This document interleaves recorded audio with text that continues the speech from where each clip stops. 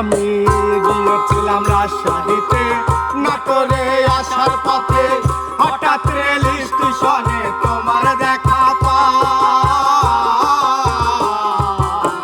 গিয়েছিলাম রাজশাহীতে, নাটোরে আসার পথে হঠাৎ রেল স্টেশনে তোমার দেখা পাই। আমি রেলের সিটে বইসা দেখি বন্ধু আমার পাশাপাশি। আমি রেলের সিটে বইসা দেখি বন্ধু আমার পাশাপাশি।